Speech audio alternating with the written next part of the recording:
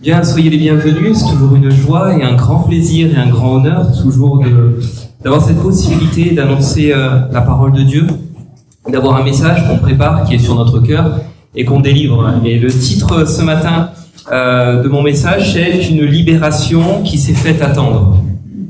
Je sais pas vous, mais moi l'attente c'est quelque chose que je n'aime pas. Souvent quand on va chez le médecin, qui a ce qu'on appelle une salle d'attente, on est là, on compte le nombre de personnes en se disant, espérons qu'on ait le plus vite terminé cette période-là, car c'est souvent pas agréable. Ça nous plonge à la fois dans l'ennui, dans l'inconfort, mais parfois ça peut aller jusqu'à de l'angoisse et de la peur. Voilà. Il y a des angoisses là pour certains et certaines. Ouh. Vous savez, ce mur-là, alors bon, aujourd'hui la technologie fait qu'on a l'ordinateur, mais enfin, l'ordinateur avec, vous savez, parfois le bug, parce que tout le monde se connecte en même temps. Cette attente, lorsqu'un examen arrive, est-ce que je vais l'avoir? Est-ce que je vais le réussir? Et puis la deuxième étape aussi pour les bacheliers, c'est l'orientation. Alors là, la famille, il y a une panique. Est-ce que tu vas avoir ce que tu voulais? Est-ce que tu vas être accepté dans la filière dans laquelle tu avais fait des demandes? Et puis aussi, peut-être soi-même, qu'est-ce qui va se passer s'il y a l'échec? Comment surmonter cet échec? Comment surmonter le regard que les autres vont porter? Eux qui ont mis tant d'espoir, parfois tant d'argent, tant de ressources, tant de patience, etc., me supporter ou pendant cette période-là, et si je ne l'ai pas? Et ce matin, on va parler d'une histoire d'une personne qui a vécu une situation d'attente pendant 12 ans. Alors ceux qui sont bons dans la Bible commencent à dire, alors attends, 12 ans, on passe vite les passages. 12 années de souffrance, 12 années de désarroi, 12 années d'incompréhension, 12 années sans solution. Et puis une attente. Et on va voir ce matin comment cette personne est sortie de cette situation-là et en quoi cette histoire qui a plus de 2000 ans aujourd'hui nous parle à nous ce matin. On va lire ensemble un passage introductif dans Marc au chapitre 5. On ira du verset 21 jusqu'au verset 34. Dans la version Summer, voici ce qui nous est dit. Jésus regagna en barque l'autre rive du lac. Là, une foule immense s'assembla autour de lui sur le rivage. Survint alors l'un des responsables de la synagogue, nommé Jairus. En voyant Jésus, il se jeta à ses pieds et le supplia instamment. « Ma petite fille va mourir, viens lui imposer les mains pour qu'elle guérisse et qu'elle vive. » Alors Jésus partit avec lui, suivi d'une foule nombreuse qui le serrait de tous côtés. Dans la foule se trouvait une femme atteinte d'hémorragie depuis 12 ans. Elle avait été soignée par de nombreux médecins et en avait beaucoup souffert. Elle avait dépensé toute sa fortune sans trouver la moindre amélioration. Au contraire, son état avait empiré. Elle avait entendu parler de Jésus et dans la foule, elle s'était approchée de lui par derrière et avait touché son vêtement. En se disant, si j'arrive à toucher ses vêtements, je serai guérie. À l'instant même, son hémorragie s'arrêta et elle se sentit délivrée de son mal. Aussitôt, Jésus, conscience qu'une force était sortie de lui. Il se retourna dans la foule et demanda, qui a touché mes vêtements? Ses disciples lui dirent, tu vois la foule qui te presse de tous côtés et tu demandes qui m'a touché? Mais lui continuait à parcourir la foule du regard pour voir celle qui avait fait cela. Alors, saisie de crainte et toute tremblante, la femme, sachant ce qui lui était arrivé, s'avança, se jeta aux pieds de Jésus et lui dit toute la vérité. Jésus lui dit, ma fille, parce que tu as eu foi en moi, tu es guérie, va en paix et sois guérie de ton mal. Amen. Une histoire extraordinaire. On est en plein, si on contextualise un peu, on est pendant le ministère de Jésus en Galilée. Jésus a montré qu'il était capable, par son autorité, parce qu'il est pleinement Dieu, pleinement homme et pleinement Dieu. Il a à la fois eu l'autorité sur les démons. Au début du chapitre 5 de Marc, on voit qu'il est celui qui a de l'autorité sur la maladie, puis également dans cette histoire aussi de l'autorité sur la mort. C'est Jésus. Et cette histoire-là, elle nous est relatée aussi dans Matthieu au chapitre 9 et aussi dans Luc au chapitre 8. Parfois, on verra quelques passages en parallèle. Mon message s'articule en 3 points ce matin. Premier point, une situation désespérée. Deuxième point, une prise de risque. Et enfin, troisième point, une guérison qui change sa vie. Alors, premier point, donc une situation désespérée. En réalité, c'est pas une, mais 2 histoires qui sont entremêlées. On va faire le focus ce matin sur cette femme qui est atteinte d'hémorragie depuis 12 ans, mais on a aussi une autre histoire de la fille d'un des chefs de la synagogue qui s'appelle Jairus. Et il y a un peu un effet miroir, où cette femme qui depuis 12 ans souffre est en contact avec contact indirectement par l'intermédiaire de son père, avec une fille de 12 ans. 12 années, on peut imaginer, d'insouciance, de joie pour cette fille, et 12 années de souffrance pour cette femme. Et là, il y a quelque chose qui se passe. On est au moment où les deux sont dans une situation de souffrance. Souffrance extrême. La raison de cette souffrance pour cette femme, on nous l'a dès le verset 25 évoqué. Elle souffrait d'hémorragie depuis 12 ans. Peut-être certains, vous connaissez un autre terme, on parle de la femme à la perte de sang.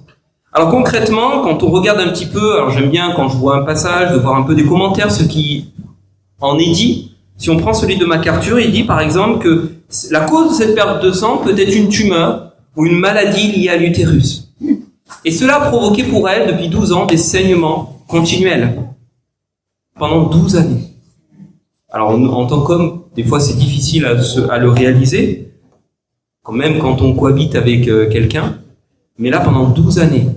Et la souffrance physique pour cette femme se doublait de deux autres problèmes. C'est qu'il y avait à la fois une souffrance physique, mais aussi un rejet social et un rejet religieux. Pourquoi ? Parce que regardez ce que dit la loi à l'époque. Dans Lévitique 5, au chapitre 15 et au verset 19 à 28, quand une femme perd du sang parce qu'elle a ses règles, elle sera considérée pendant 7 jours comme étant indisposée. Quiconque la touchera sera impur jusqu'au soir. Et là, ça concerne cette histoire. Regardez au verset 25. Si une femme a des pertes de sang pendant plusieurs jours en dehors de la période de ses règles, ou au-delà du temps normal de son indisposition, elle sera impure tout le temps que durent ses pertes, comme au temps de ses règles. Tout lit sur lequel elle se couchera pendant le temps que durent ses pertes, et tout meuble sur lequel elle s'assiera seront impurs, comme dans le cas de son indisposition. Quiconque les touchera sera impur, il lavera ses vêtements, se lavera à l'eau et sera impur jusqu'au soir. Lorsque ses pertes cesseront, elle comptera 7 jours, après quoi elle sera pure. À la différence d'une femme qui pouvait vivre ces temps d'impureté temporairement, cette femme vit une impureté continuelle depuis 12 ans. Et qu'est-ce que ça implique dans son quotidien, cette femme ? Ça implique un problème pour les lieux, les personnes et les objets. Elle est isolée. Parce que si elle va par exemple au temple et qu'elle rencontre des personnes ou qu'elle touche des objets, par son contact, elle les rend impurs. Dans la sphère familiale, ça veut dire que sa famille devait se tenir à distance d'elle. Et imaginez un petit peu le sentiment de honte, d'humiliation. Dans la Grèce antique, on parlait d'ostracisme, quand on mettait quelqu'un, qu'on le mettait au banc de la société. Il y a un rejet, il y a une souffrance, il y a un isolement profond pour cette femme. Et donc, une humiliation, une honte. Et si je transpose cela avec la période actuelle, alors, c'est toujours compliqué de faire des parallèles avec l'actualité, mais ça me fait penser un petit peu, vous savez, quand les premières personnes ont été touchées par le Covid. Vous savez, le tout premier, qui a été violent, ou qui a des personnes qui en ont souffert, qui en sont morts même. Mais quand elles étaient dans ces états de souffrance-là, elles vivaient en plus un isolement social et une condamnation qui reposait sur eux, de la société. Ah, c'est toi qui as contaminé. C'est toi, le numéro 0 qui a entraîné une contamination. Et le honte, l'humiliation que pouvaient ressentir ces personnes, ça me fait penser un petit peu à cette femme, qui finalement, elle n'a rien demandé, ça lui arrive là, et elle est complètement mise à l'écart. Alors, dans cette situation d'isolement, de souffrance, de rejet, d'humiliation, elle va chercher des solutions. Comme on le voit dans ce passage, au verset 26, elle va être soignée par de nombreux médecins. Et comme elle a beaucoup souffert, donc elle va voir de nombreux médecins. Elle va dépenser toute sa fortune. Et au contraire, nous dit Marc, son état avait empiré. Alors Luc, étant médecin, est un peu plus édulcoré sur l'aspect de son état qui avait empiré, mais il n'empêche qu'il dit bien, personne n'a pu la guérir. Cette femme trouve des solutions. Elle dépense sa fortune.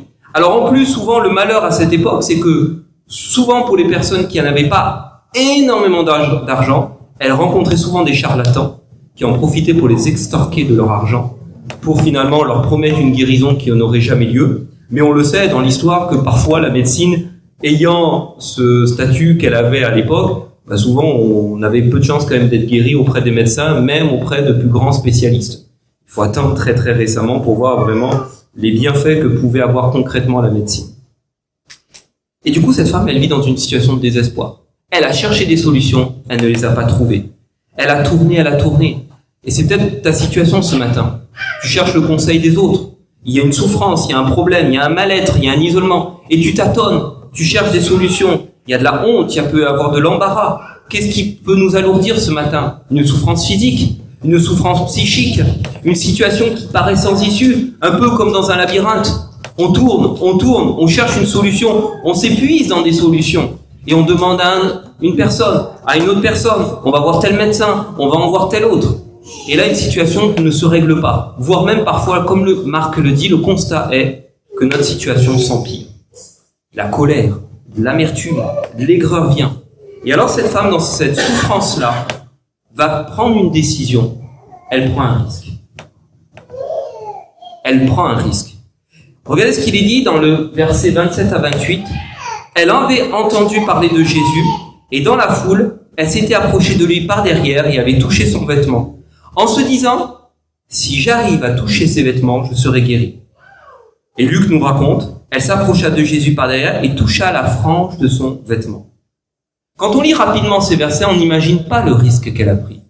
Mais là, il y a un risque énorme. Alors, ça va faire rigoler mes enfants, mais peut-être d'autres parmi vous, comme étant donné que c'est quelque chose d'ancien, ça me fait penser un peu à ça. Ça vous parle? Ce jeu télévisé pendant l'été 1990, donc je pense que les générations, il y en a plusieurs qui l'ont vu. Vous savez, ce fort ancien qui a été tout restauré, rénové, on y a mis un jeu télévisé à l'intérieur. Et vous avez des personnalités qui jouent pour une association, elles récupèrent de l'argent, mais derrière cela, elles affrontent des peurs.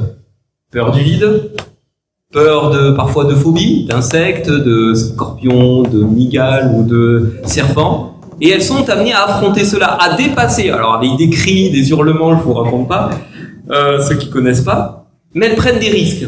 Parce que le collectif, l'association, la cause qu'elles défendent, les amène à prendre un risque. Et cette femme, qui a souffert pendant 12 années, elle va prendre un risque. Elle va sortir de son isolement. C'est assez étonnant, mais elle n'est même pas nommée dans l'histoire. La Bible raconte on a des prénoms de femmes, on a des prénoms d'hommes. Jairus d'ailleurs est évoqué dans cette histoire. Mais cette femme, elle n'est même pas évoquée, montrant un peu quand même l'indifférence qu'elle pouvait vivre dans cette société. Et elle va dépasser les règles qu'édicte la religion. Pourquoi? Parce qu'elle ne devrait pas être présente dans une foule. Ce n'est pas sa place. Étant donné, comme on l'a dit, que le contact pouvait, entre guillemets, je mets des gros guillemets, contaminer autour d'elle et amener les personnes à être impures à son contact, alors elle n'aurait jamais dû se retrouver là. Mais le dépassement et le risque qu'elle a pris viennent de deux choses. La première, c'est la souffrance profonde de son cœur. Vous savez, cette expression de « au point où j'en suis ». Je ne sais pas si ça vous est arrivé de vivre ces situations-là, mais il y a des moments donnés où vous vous dites « au point où j'en suis », malgré tout ce qu'on a pu me dire, etc., au point où j'en suis, je fais ça. Peut-être parmi vous, certains, vous êtes chrétiens grâce à cette formule. Bon, au point où j'en suis, je suis tellement dans la souffrance, on m'a parlé d'un Dieu, même si dans mon bagage d'athée ou de vision que j'ai de la religion, je vais emprunter une église, je vais ouvrir la porte. Au point où j'en suis, je vais aller prier le Seigneur, parce que ma souffrance est telle que je n'en peux plus. Donc il y a vraiment ce côté de au point où j'en suis, je devrais pas être là, mais je franchis l'obstacle, je franchis cette foule. Et la deuxième chose, le deuxième moteur qui l'a amené à dépasser cela, on l'a lu, elle entend parler de Jésus. Alors elle entend parler de quoi? De l'enseignement peut-être, des miracles qui ont été faits, de la réputation qui accompagnait Jésus. Et elle est là, dans cette situation-là, et qu'est-ce qu'on voit? La foi est en train de naître en elle. Et une foi qui naît en elle. Alors peut-être, bien sûr, que on pourrait avoir un regard critique en disant il y a peut-être de la superstition quand elle dit si je touche son vêtement, je serai guéri. Il n'empêche que cette foi, elle est sincère, que cette foi, elle est authentique, et d'ailleurs qu'elle va être validée par la suite par Jésus. Quand il dit tu as cru en moi. Il y a une femme qui est pleine de foi et qui va finalement discerner que Jésus est la solution de sa vie, qu'il est celui qui peut la guérir, qu'il est celui qui peut la restaurer et la sortir. Et pourtant, sur ce chemin qu'elle va frayer vers Jésus, il y a des obstacles. On pourrait dire qu'elle prend déjà un risque, et pourtant elle va affronter deux obstacles. Deux obstacles qui sont difficiles, et peut-être vous comme moi, on aurait peut-être dit, c'est pas grave, je passe mon chemin. Regardez ce qu'il dit au verset 21-24. Jésus, dans la barque, regagna l'autre rive où une grande foule s'assembla. Près de lui, il était au bord de la mer. Alors vint un des chefs de la synagogue nommé Jairus, qui l'ayant aperçu, se jeta à ses pieds et lui adressa cet instant de prière: ma petite fille est à l'extrémité, viens, impose-lui les mains afin qu'elle soit sauvée et qu'elle vive. Jésus s'en alla avec lui et une grande foule le suivait et le pressait. Le premier obstacle, c'est la foule. Il est difficile d'accéder à Jésus. On voit, il y a la foule qui le presse, qui est autour de lui. À peine il est sorti du rivage il y a cette foule qui est là. Donc accéder à Jésus est compliqué, on va dire géographiquement, spatialement. C'est difficile d'aller vers lui. La deuxième chose et le deuxième obstacle, c'est que Jésus apparaît comme étant indisponible. Du Saint-Esprit et de force, Jésus de Nazareth qui allait de lieu en lieu, faisant du bien et guérissant tous ceux qui étaient sous l'emprise du mal, car Dieu était avec lui. Ainsi, c'est par l'Esprit que cette femme a pu être guérie. Il y a la volonté de Dieu. Ça dépend de la volonté de Dieu. Ce n'est pas un acte magique. C'est pas le fait d'avoir touché le vêtement, mais c'est vraiment un désir de Dieu. C'est la volonté de Dieu. C'est le Saint-Esprit qui a été à l'œuvre. Et au verset 30-31, on le voit.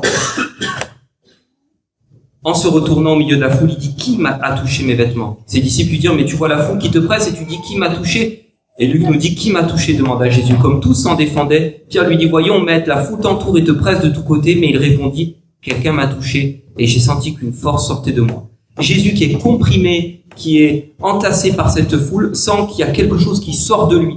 Et le Saint-Esprit fait deux œuvres.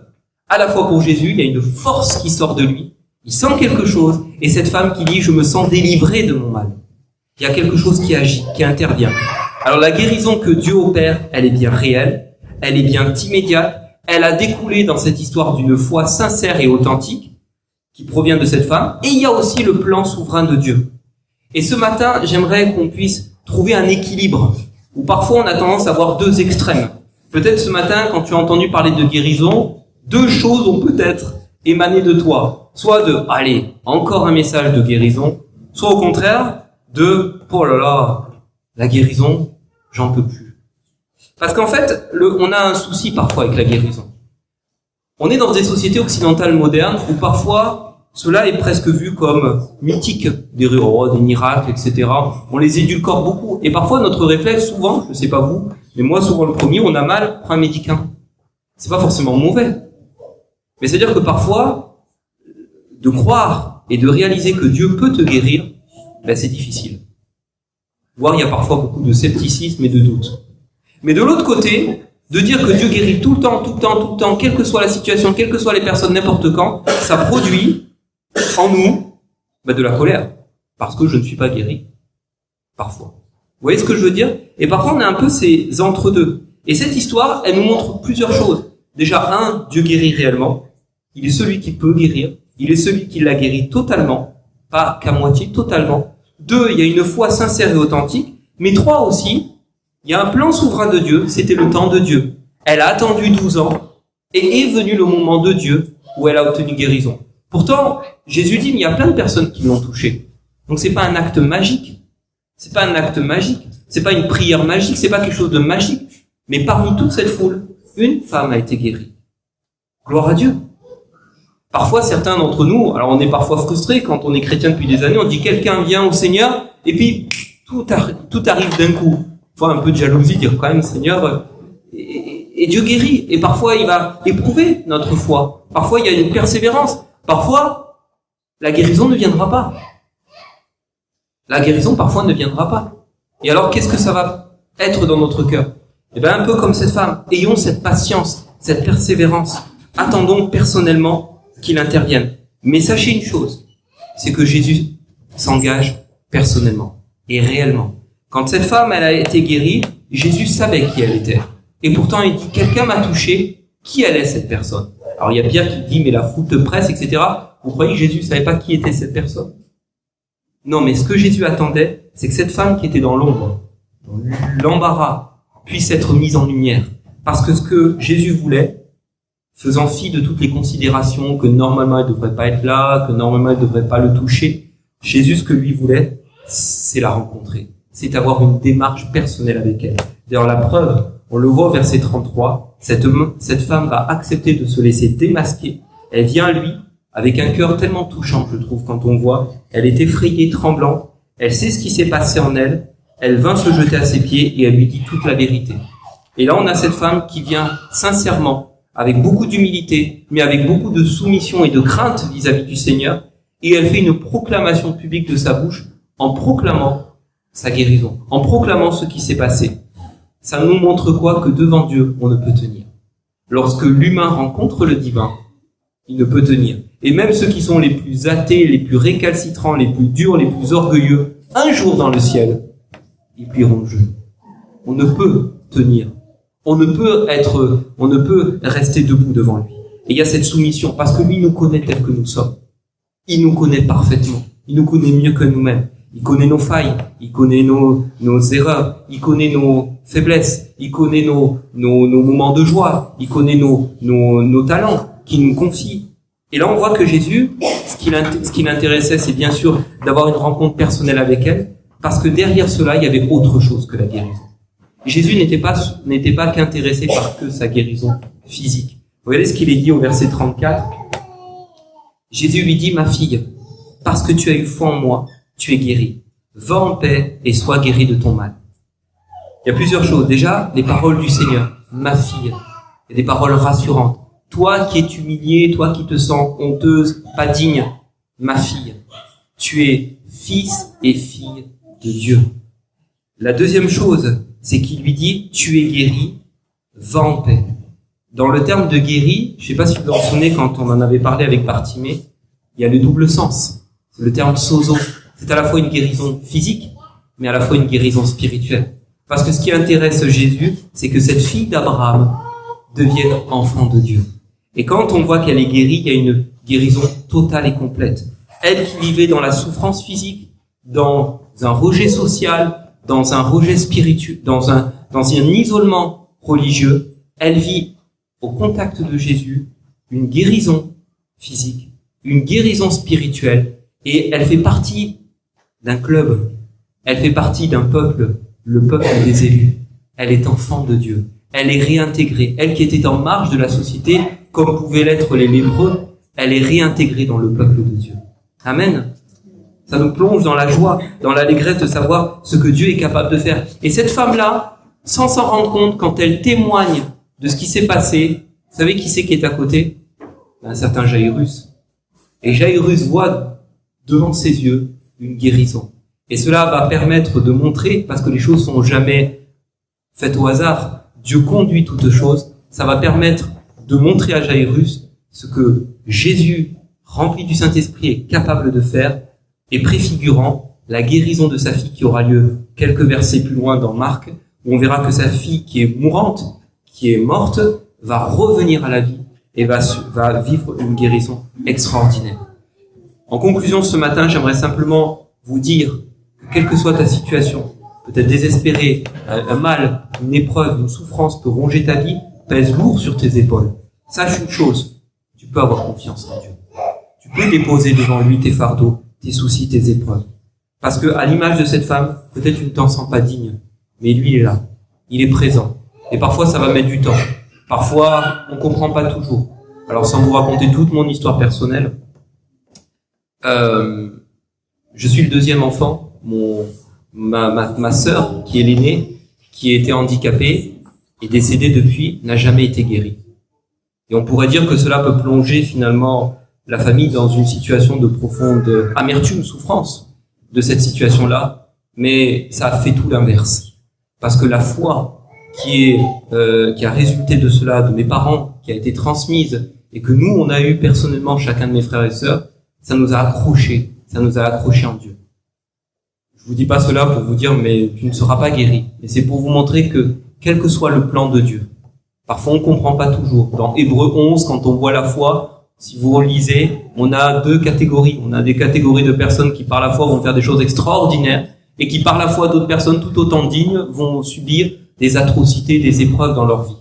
Mais sachez une chose, c'est que quelle que soit la situation, on sait que lorsqu'on sera dans le ciel, avec le Seigneur, on aura une consolation, une restauration pleine et entière. Amen. Seigneur, nous voulons te bénir ce matin et te rendre gloire. Tu vois, Seigneur, quelles que soient les personnes qui vont peut-être nous entendre en différé ou les personnes qui sont présentes ce matin, je te prie vraiment de les bénir. Tu connais les souffrances, tu connais les fragilités, tu connais les blessures, tu connais les douleurs qu'elles peuvent avoir. Qu'elles aient, Seigneur mon Dieu, comme cette femme, cet acte de foi, cette confiance en toi. Qu'elles puissent vraiment apprendre à s'abandonner pleinement entre tes mains. Qu'elles puissent vraiment considérer que tu es leur solution. Seigneur mon Dieu, mets dans leur cœur la paix. Mets dans leur cœur cette assurance, Seigneur mon Dieu, que tu es à leur côté. Seigneur, s'il est possible, parce que je sais que tout est possible en ton nom, guéris-les, restaure-les, libère-les, amène-les vraiment à être pleinement épanouis, à être des hommes et des femmes, Seigneur mon Dieu, qui ne vivent pas dans l'amertume, dans l'angoisse, dans la honte, dans le rejet, dans l'isolement, mais qu'elles puissent être des hommes et des femmes pleinement restaurés, se savoir aimer du Seigneur, être entourés, Seigneur. Merci parce que, au-delà d'une guérison physique qui est extrêmement importante, tu nous offres aussi une guérison spirituelle. Et je te prie ce matin pour toutes les personnes qui peut-être encore parmi nous n'ont peut-être pas encore fait la paix avec toi, qui peut-être par orgueil, peut-être par indifférence, peut-être parce qu'elles ont entendu parler d'une mauvaise image de toi, Seigneur, par leur éducation, par leur tradition, par déception peut-être de d'autres assemblées, que vraiment tu puisses amener à une réconciliation. Nous savons que c'est toi qui es à l'œuvre, Seigneur.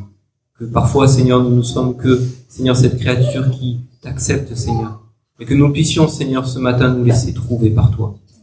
Que nous puissions vraiment être remplis de foi, remplis de sincérité mais d'humilité. Que ton nom soit glorifié, Seigneur, et que ton nom soit élevé. À toi toute la gloire.